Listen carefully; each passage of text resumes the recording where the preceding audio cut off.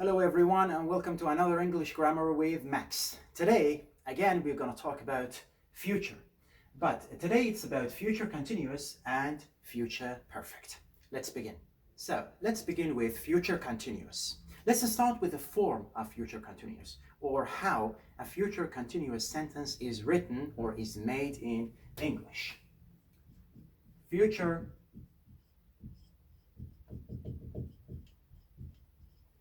continuous form. I'm going to write an example for you and I'm going to analyze that sentence, that example, to show how future continuous is made. We say, tomorrow at this time I'll be working. Or for example, an example of a question. What will you be doing in 5 years' time? So, tomorrow at this time, remember, we say in 5 years' time. It is very common. We generally use a time expression with future continuous. Tomorrow at this time, I'll be. So first we start with the subject, and after the subject we have will in a positive sentence, and be is our auxiliary verb in here, which never changes. In future continuous, we always start the positive sentence, we start with the subject and then will be, then the continuous form of the main verb. So this is our main verb in ing form. And let's take a look at this question in here. This is a WH question. We start with WH question word, and then we have will, the subject, and be. Again, we always have will and be in a future continuous sentence. And after be, we have the main verb in the ing form. And after that, we have a time expression, which we could use anywhere in the sentence. And it is, again, it's very common with future continuous to use a time expression. Now, let's talk about the function or the meaning of future continuous in English. Meaning. With future continuous, we predict an action in progress at a specific time in the future. And again, we are using will in here. Actually, we are making a prediction about some action or some event in progress at a specific time in the future. We say, for example, tomorrow at this time, I'll be resting. Or next week, at this hour, I'll be traveling. Or I'll be working. Or I'll be playing. So it's a prediction of an action or an event in progress at a specific time in the future. Okay, let's start with future perfect. First, how a future perfect sentence is made in English. We say, for example, as a positive sentence, by next year, will have finished the job. Or for example, let me start another one from here. By the time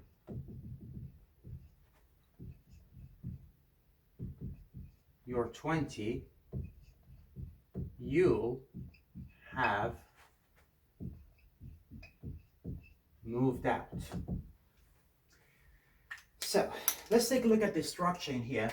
Again, with future perfect, it is very common to use by plus a time expression. I'll explain why when I'm explaining the meaning of future perfect. So by next year, a time expression, we start the positive sentence with the subject, and after the subject we have will, and after will, again, will have is fixed in here. We never change them. Just like future continuous with will be, we always have will be plus verb plus ing in future continuous. And in future perfect, we always have will have plus the past participle of the main verb. So remember, in future perfect, the main verb is always in past participle form. Again, by the time you are 20, you, the subject, will have, again, it is fixed, it never changes, moved out, which is a phrasal verb, and in past participle form. Now, let's talk about the meaning of future perfect. Meaning. This. So, whenever we use future perfect, we look back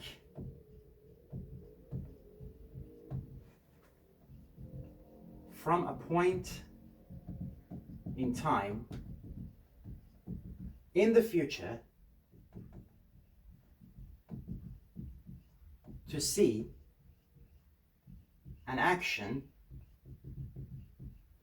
has already finished by then. So, whenever we use future perfect, it's as if we go to the future, to a particular point in the future, and then we look back and actually we predict or we think a particular action or a particular event has already finished by that time in the future.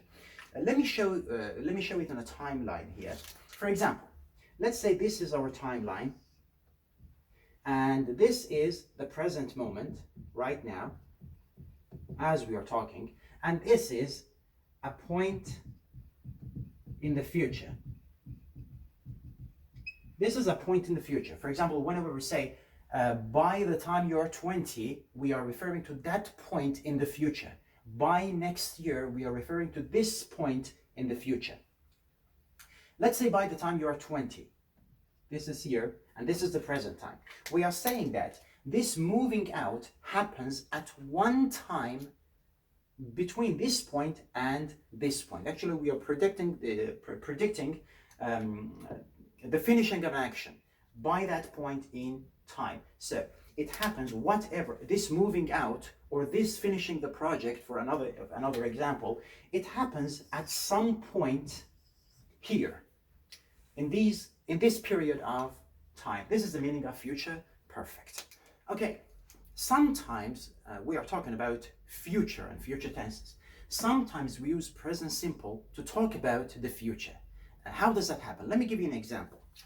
We say, for example, the movie starts at 8, or the bus leaves in an hour. The tense of both of these sentences is present simple. The movie starts and the bus leaves. Sometimes it is possible to use present perfect, to use present simple to refer to the future, but not all the time. We need to be careful. When is that possible? Whenever you're talking about a timetabled event in the future. So when we are talking about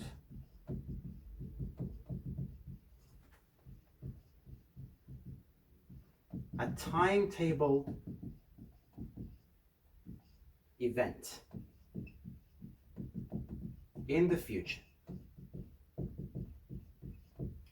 We say, for example, she retires in 5 years. We are referring to the future, but because it's a timetabled event, you can easily predict when that happens. So we could use present simple for the future. Okay, So the last point before we get to the exercises.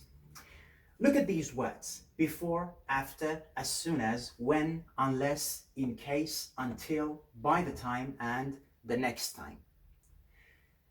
We use present simple after these words to refer to the future. Let me give you an example. We say, the next time I see you, you'll be, I don't know, you'll be older. Like something very obvious. The next time I see you. We say the next time, we are talking about the future. But after the next time, we use present simple. I see you. We are talking about the future, but because we use the next time, we cannot say the next time I'll see you. We say the next time I see you. So another example, we say until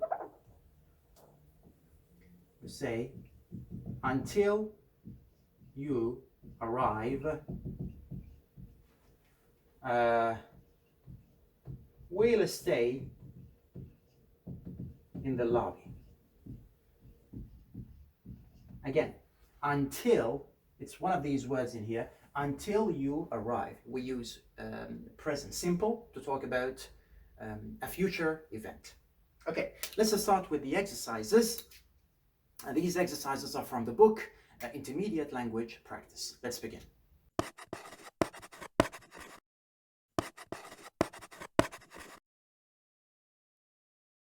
Okay, let's start with the first exercise.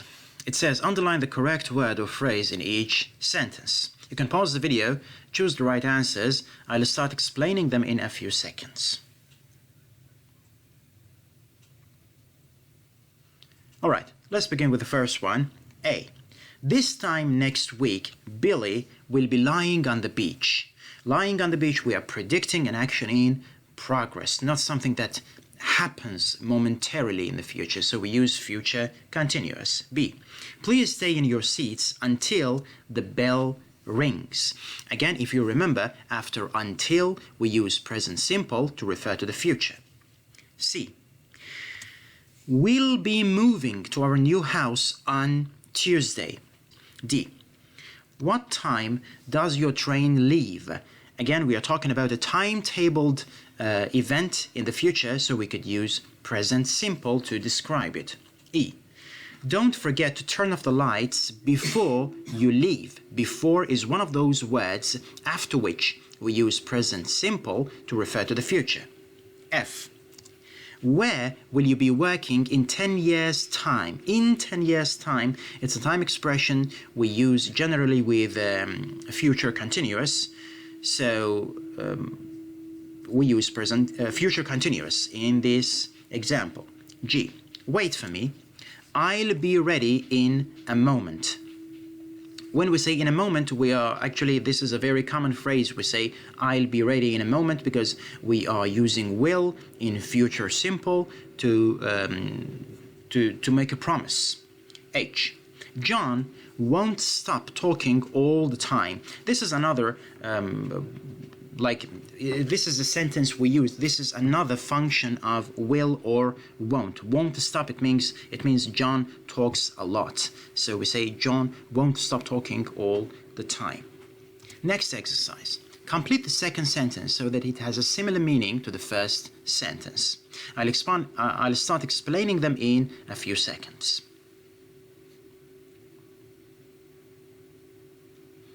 Okay, A. The work won't take us longer than an hour. The answer is we will have finished the work in an hour. Look, we could say we will finish the work in an hour. In this case, you are predicting that your work will finish in exactly an hour. But it says the work won't take us longer than an hour, so it is also possible for the work to finish before an hour in the future.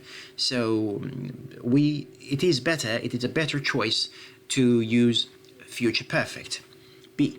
I promise to phone you before our next meeting. Before we meet again, I'll phone you.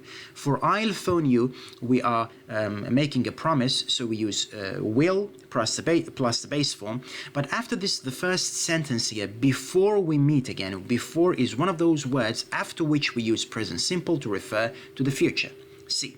Would you like me to check the spelling for you?